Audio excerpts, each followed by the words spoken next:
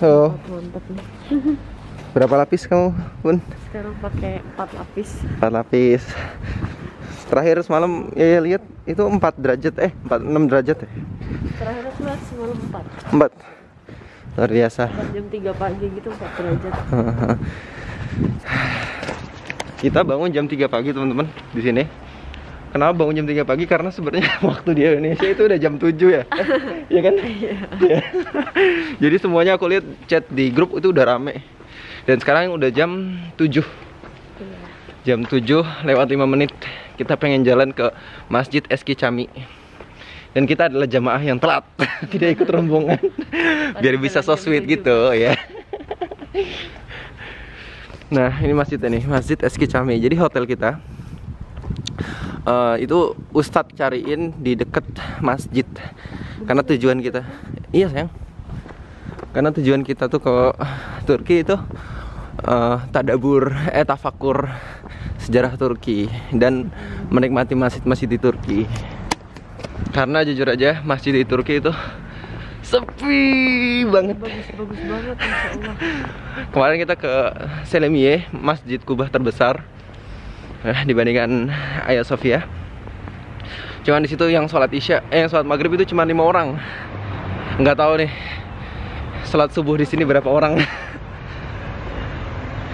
Ya udah, langsung nanti kita shoot aja di sana ya. Kita kasih kabar. Gimana, Bun? Suasana Edirne kalau di Turki, suasana Edirne ini kayak kampung gitu. Iya, Perkampungan gitu. Asik. Jadi kita lihat kiri kanan tuh kayak banyaknya orang tua, anak muda gak ada yang nongkrong gitu. Perjalanan menuju Eski Cami. Iya. Kita udah sampai di masjidnya. Cuman kok ini sepi banget. Apa kita salah masjid?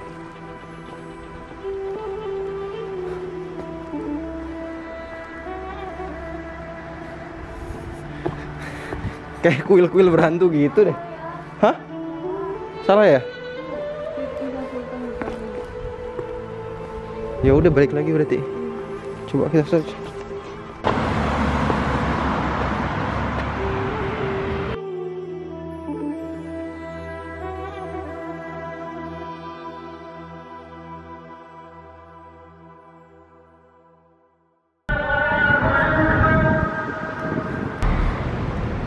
Wah, nama Muhammad. Nabi Muhammad sallallahu alaihi wasallam.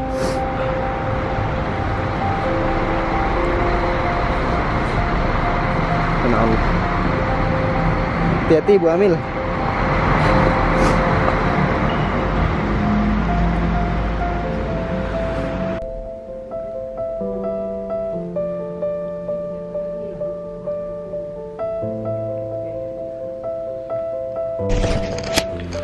Akhirnya kita menemukan masjid yang benar.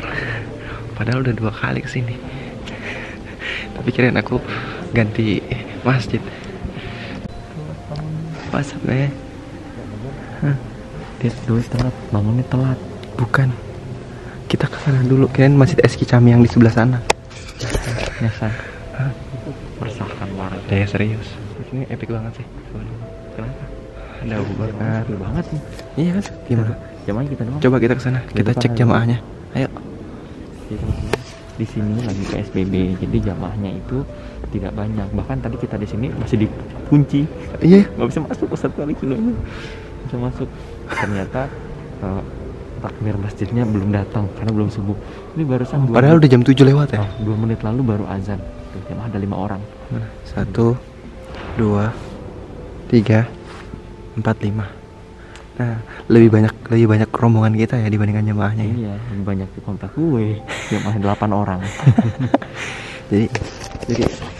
jadi itu salah satu kelebihan Indonesia. Indonesia tuh termasuk pemudanya deket banget sama Islam ya. Iya, deket banget sama Masya Allah. Apalagi anak muda. Apalagi contoh-contohnya kayak Bang Juna ini. Bang Juna apa? Lu contohnya. Ya Allah. Jadi ini belum komat kan? Belum komat kan? Oh bro? Belum komat kan? Belum, baru tahun lalu setiap habis sholat dari sini biasanya ada pembagian makanan di luar. Cuman karena PSBB nggak tahu ada apa enggak. Tahun lalu banyak nggak jamaahnya? Kita sama Ustadz Wali nggak pernah bawa lebih dari dari 30. Bukan jamaah sini bro. Oh jemaah sini. Cuman sebatas itu aja paling tuh. Apa? Lantai kedua tuh. Ada 20 orang. 20 ada. Bayangin ya. Jadi setiap habis subuh azan baca Yasin dulu. Ini orang apa? Orang lah di atas. Mana bro? Di atas. Taruh di situ. Taruh di situ.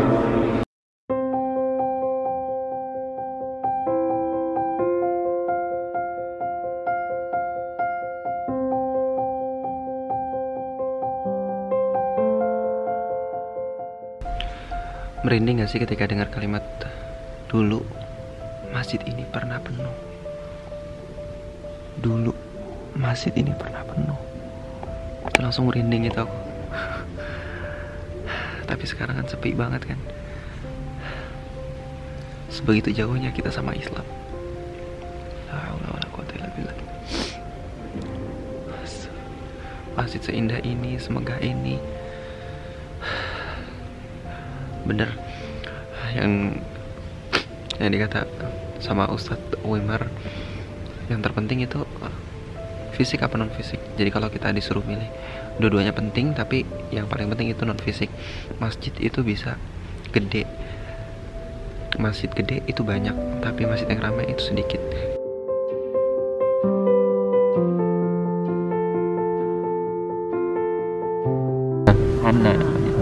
Hannah ini istri Imran punya satu tekad ya, azam ya. Apa azam dia? Dia berkata bahwa saya ini kalau nanti punya anak ingin menjadi muharraron. Muharraron artinya adalah orang yang membebaskan, orang yang berkhidmat, orang yang memberikan pelayanan kepada Baitul Maqdis. Nah, jadi itu tempatnya di Baitul Maqdis. Ternyata ketika lahir perempuan atau laki-laki? Perempuan. Dan Allah bilang, ya Allah tahu bahwa sesungguhnya laki-laki tidak seperti perempuan, perempuan tidak seperti laki-laki, bahwasannya Maryam ini adalah perempuan. Iya saya tahu. Tapi kemudian Maryam ini tetap dikhidmatkan di Baitul Maqdis. Padahal menurut zaman dulu nggak boleh perempuan itu berkhidmat di Baitul Maqdis. Yang jamin siapa? Zakaria. Jadi Zakaria ini naruh Maryam di Baitul Maqdis.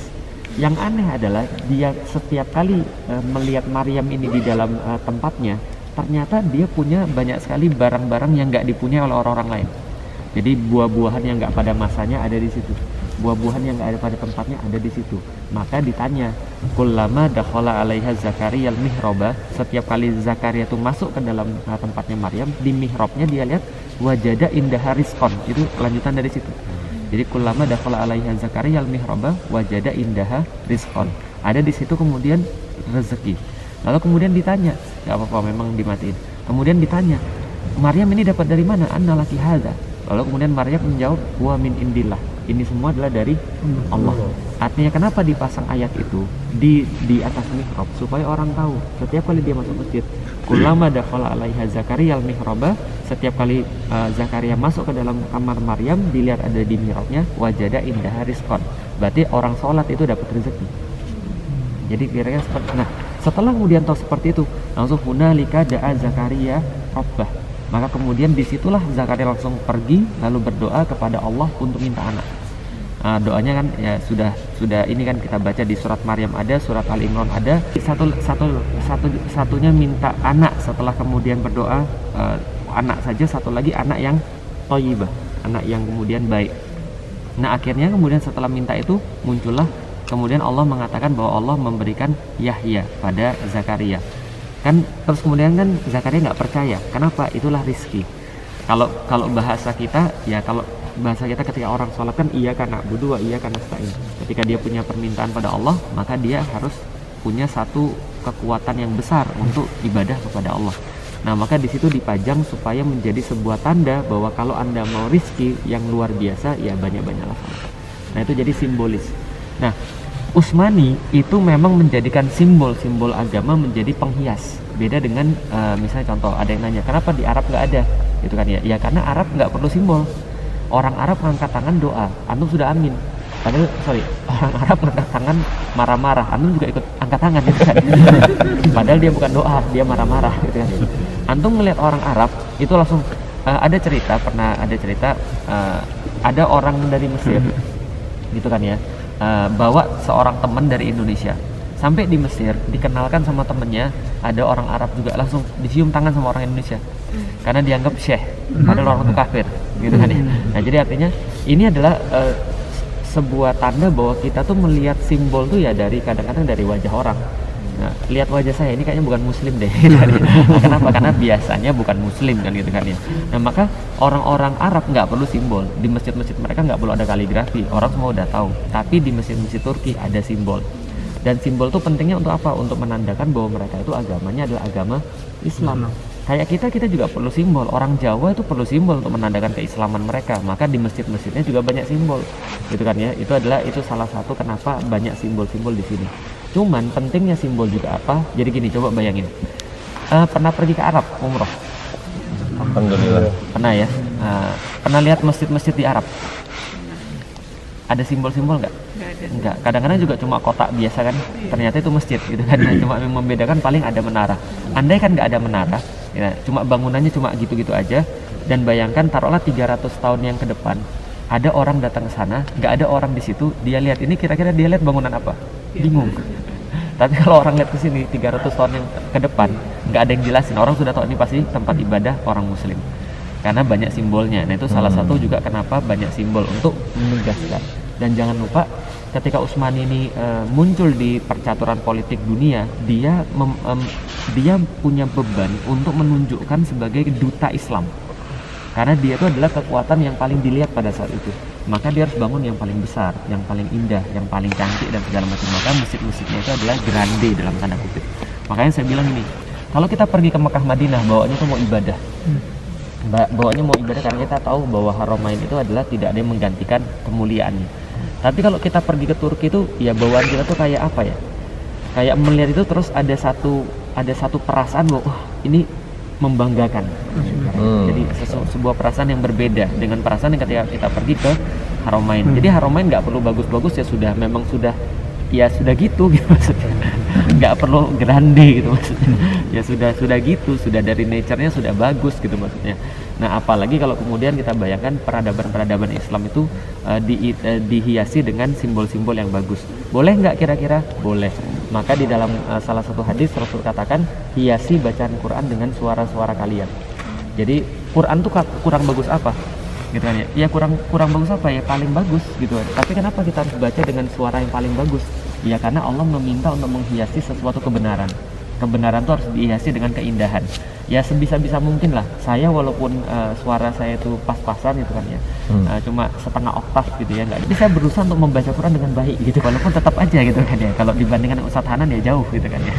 Ya tapi minimal kita dengan maksimal efforts gitu ya untuk membacakan Al-Quran untuk menghiasi kebenaran. Jadi tidak cukup hanya benar, tapi harus yang namanya indah. Itulah kemudian yang kita katakan kenapa Al-Quran itu ultimate art, karena ada kebenaran dan ada keindahan di situ yang nggak bisa ditolak. Nah, selesai sholat subuh udah terang. Iya, ini udah. Jadi ternyata adzannya itu jam 7 lebih. Jam 7 apa jam 7 lebih? Jam 7 lebih. Setengah 8 orang kita keluar jam 7.10. Terus baru sholat jam 8-an. Iya. Ini baru pertama kali sholat subuh jam 8 tapi tidak berasa kelar. Iya. Bagus banget ya. Mana? Oh iya. Selimie. Epic ya, Dek? Masya Allah. Bagus kan, Dek? Harus hati-hati. Depan Masjid Selimie, belakang masjid apa? Ayo apa? Ayo, Eski. Eski Jami. Di depan ada patung Wimar Sinar. Ini patung Wimar Sinan. Siapa deh Wimar Sinan, Dek? Arsitektur muslim. Arsitektur muslim. Yang berjaya waktu itu ya, Masya Allah. Karena karya-karyanya nih bisa dilihat. Bukan. Selimienya di belakangnya. Terus dia juga buat apa? Pokoknya buat masjid-masjid yang ngalahin masjid buatan Yunani. Dulu kan Hagia Sophia itu kan buatan orang-orang Yunani gitu kan. Terus umat muslim pengen ngalahin arsitektur buatan Yunani. Siapa yang buat nih? Wimar Sinan. Insyaallah. Luar biasa. Nanti kita ke Masjid Sulaiman ini buatan Wimar Sinan juga. Di sana ada patung Muhammad Al-Fatih. lihat itu Canon-nya deh. Selfie.